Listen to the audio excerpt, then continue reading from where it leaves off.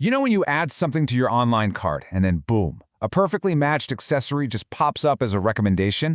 Well, that's not magic, it's data. Today, we're going to dive into how businesses use that data to create these super smart product bundles that not only boost sales, but actually make for a better shopping experience. Let's break down how it all works. So here's what we're covering. We'll start with the basics of what product bundling even is, then we'll get into how customer purchases are mapped, we'll check out some real-world examples, walk through a 5-step playbook you can use, weigh the pros and cons, and wrap up with how all this gives you a massive data-driven advantage. All right, let's kick things off with the big question. What is product bundling? Well, at its core, it's a super powerful strategy of, you guessed it, selling more by selling things together. I mean, seriously, think about it. You're buying a new camera, and right there on the page, it suggests a memory card and a camera bag. It's like the website is reading your mind. How on earth does it know exactly what you're going to need next? Well, here's the textbook definition. It's all about offering a single combined unit. By packaging items together, maybe knocking a few bucks off the total price, businesses create this really convenient, high-value offer that makes you want to add more to your cart. It just makes sense. But here's the thing. This isn't just guesswork.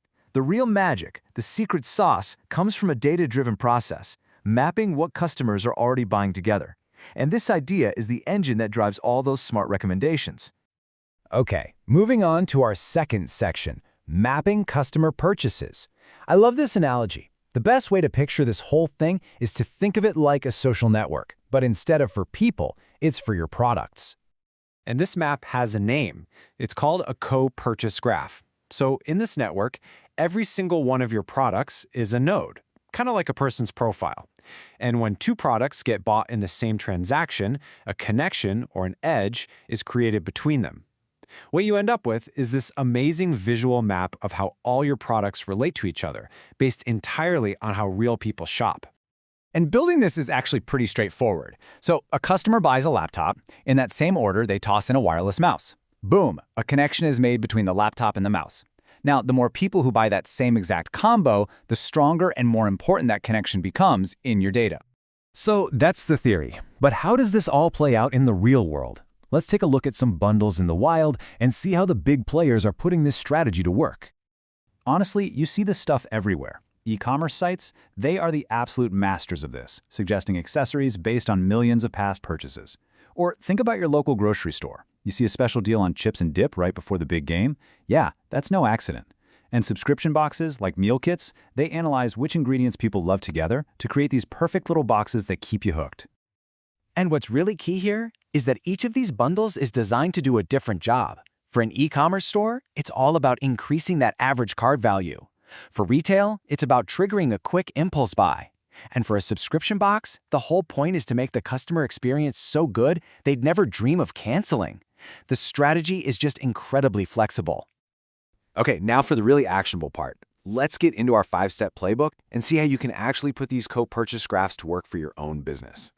First things first, data collection. You need to gather enough purchase history to see the real patterns.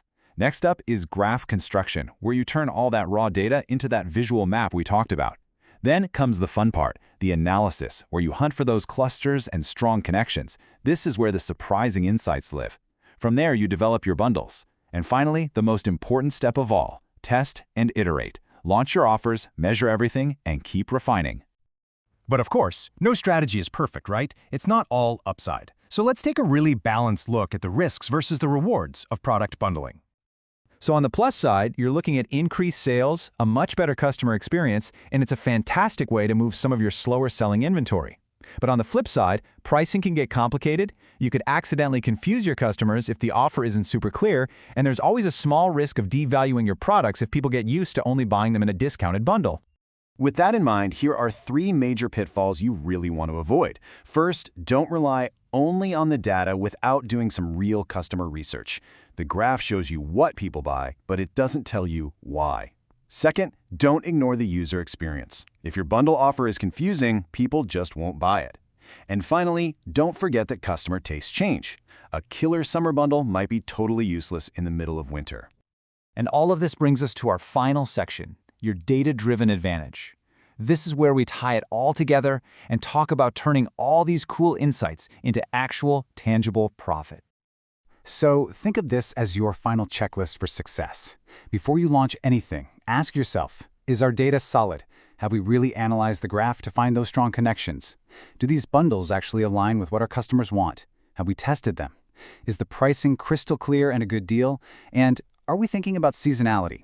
If you can check all these boxes, you are in a really, really good spot. At the end of the day, your sales data is telling a story. It's not just about what your customers bought yesterday, it's about what they might need tomorrow. It reveals all these hidden relationships between the things you sell.